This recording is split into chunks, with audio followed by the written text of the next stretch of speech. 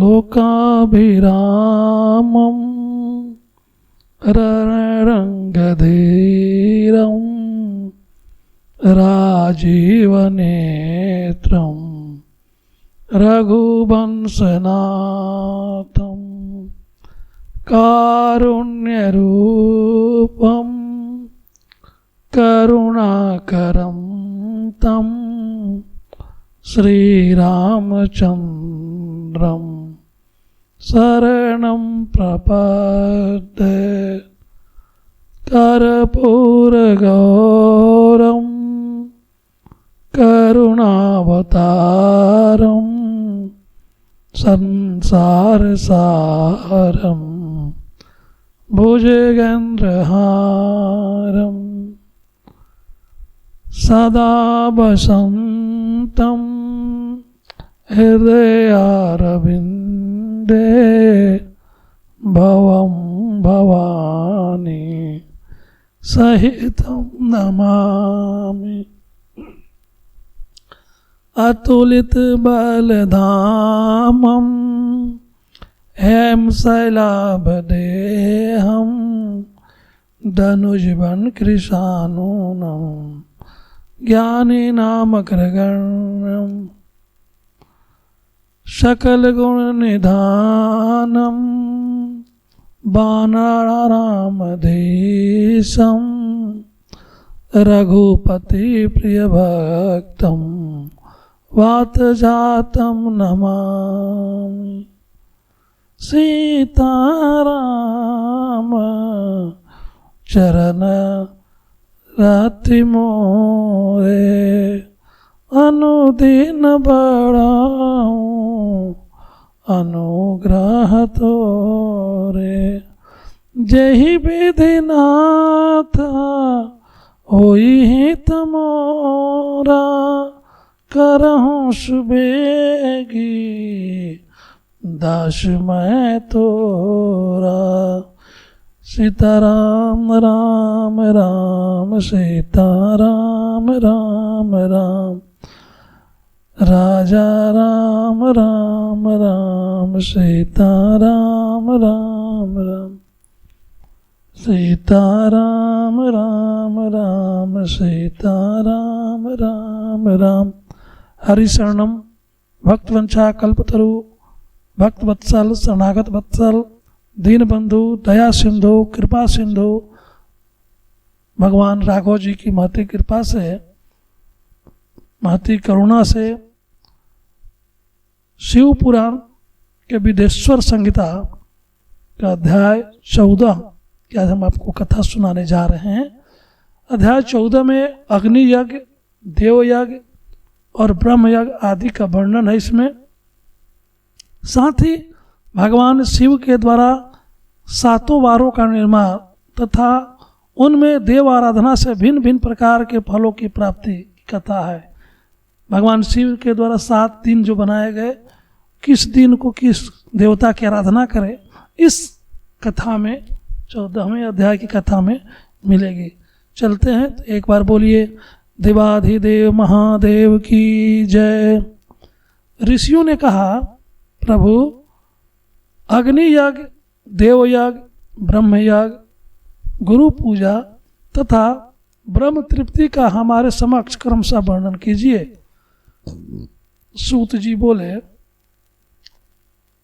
महर्षियों गृहस्थ पुरुष अग्नि में शाम काल अथवा प्रातः काल जो चावल आदि द्रव्य की आहुति देता है उसी को अग्नि यज्ञ कहते हैं। जो ब्रह्मचार्य आश्रम में स्थित है उन ब्रह्मचारियों के लिए समिधा का आधान ही अग्नि यज्ञ है। वे समिधा का ही अग्नि में हवन करें। ब्राह्मणों ब्रह्मचार्य आश्रम में निवास करने वाले द्विजों को जब तक विवाह न हो जाए और वे औपासना अग्नि की प्रतिष्ठा न कर लें तब तक उनके लिए अग्नि में समिधा की आहुति, व्रत आदि का पालन तथा विशेष यजन आदि कर्तव्य है। यही उनके लिए अग्नि यज्ञ है। द्विजों जिन्होंने ब्रह्म अग्नि को विसर्जित करके अपने आत्मा में ही अग्नि का आरोप कर लिया है, ऐसे वानप्रस्थियों सन्यासियों के लिए यही हवन अग्नि यज्ञ है कि वे विहित समय पर हितकर परिमित और पवित्र अन्न का भोजन करें। ब्राह्मणों, श्याम काल अग्नि के लिए दी हुई आहुति संपत्ति प्रदान करने वाली होती है, ऐसा जानना चाहिए। और प्रातःकाल सूर्य देव को दी हुई आहुति आयु की वृद्धि करने वाली होती है। यह बात अच्छी तरह समझ लेनी चाहिए। दिन में अग्निदेव सूर्य में ही प्रविष्ट हो जाते हैं, अतः प्रातःकाल सूर्य को दी हुई आहुति भी अग्नि यज्ञ के अंतर्गत है। इस प्रकार यह अग्नि यज्ञ का वर्णन किया गया। इंद्र आदि समस्त देवताओं के उद्देश्य से अग्नि में जो आहुति दी जाती है उसे देवराज समझना चाहिए। स्थाली पाक आदि यज्ञों को देव यज्ञ ही मानना चाहिए। लौकिक अग्नि में प्रतिष्ठित जो चूड़ाकरण आदि संस्कार निमित्त हवन कर्म है, उन्हें भी देव यज्ञ के ही अंतर्गत जानना चाहिए। अब ब्रह्म यज्ञ का वर्णन सुनो। द्विज को चाहिए कि वह देवताओं की तृप्ति के लिए निरंतर ब्रह्म यज्ञ करें। वेदों का जो नित्य अध्ययन या स्वाध्याय होता है उसी को ब्रह्म यज्ञ कहा गया है। प्रातः नित्य कर्म के अनंतर शाम काल तक ब्रह्म यज्ञ किया जा सकता है। उसके बाद रात में इसका विधान नहीं है। अग्नि के बिना देव यज्ञ कैसे संपन्न होता है, इसे तुम लोग श्रद्धा से और आदर पूर्वक सुनो। सृष्टि के आरंभ में सर्वज्ञ, दयालु और सर्वसमर्थ महादेव जी ने समस्त लोगों के उपकार के लिए 12 की कल्पना की। वे भगवान शिव संसार रूपी रोग को दूर करने के लिए वैद्य हैं, सबके ज्ञाता तथा समस्त औषध के भी औषध हैं। उन भगवान ने पहले अपनी वार की कल्पना की जो आरोग्य प्रदान करने वाला है, तत्पश्चात अपनी माया शक्ति का वार बनाया जो संपत्ति प्रदान करने वाला है। जन्म काल में दुर्गतिग्रस्त बालक की रक्षा के लिए उन्होंने कुमार के वार की कल्पना की। तत्पश्चात सर्वसमर्थ महादेव जी ने आलस्य और पाप की निवृत्ति तथा समस्त लोगों का हित करने की इच्छा से लोक रक्षक भगवान विष्णु का वार बनाया। इसके बाद सबके स्वामी भगवान शिव ने पुष्टि और रक्षा के लिए आयुकर्ता त्रिलोक सृष्टा परमेष्टि ब्रह्मा का आयुष्कारक वार बनाया, जिससे संपूर्ण जगत के आयुष की सिद्धि हो सके। इसके बाद तीनों लोकों की वृद्धि के लिए पहले पुण्य पाप की रचना हो जाने पर उनके करने वाले लोगों की शुभाशुभ फल देने के लिए भगवान शिव ने इंद्र और यम के वारों का निर्माण किया। ये दोनों वार क्रमशः भोग देने वाले तथा लोगों के मृत्यु भय को दूर करने वाले हैं। इसके बाद सूर्य आदि 7 ग्रहों को जो अपने ही स्वरूप भूत तथा प्राणियों के लिए सुख दुख के सूचक हैं, भगवान शिव ने उपयुक्त 7 वारों का स्वामी निश्चित किया। वे सब के सब ग्रह नक्षत्रों के ज्योतिर्मय मंडल में प्रतिष्ठित हैं। शिव जी के वार या दिन के स्वामी सूर्य हैं।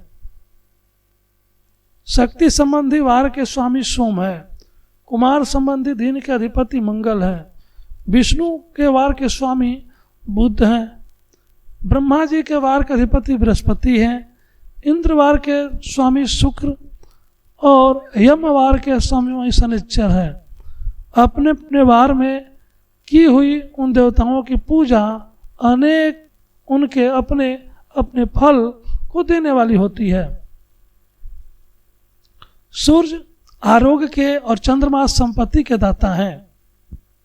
मंगल व्याधियों का निवारण करते हैं बुध पुष्टि देते हैं, बृहस्पति आयु की वृद्धि करते हैं, शुक्र भोग देते हैं और शनि मृत्यु का निवारण करते हैं। ये 7 वारों के क्रमशः फल बताए गए हैं जो उन देवताओं की प्रीति से प्राप्त होते हैं। अन्य देवताओं की भी पूजा का फल देने वाले भगवान शिव ही हैं। देवताओं की प्रसन्नता के लिए पूजा की 5 प्रकार की पद्धति बनाई गई है।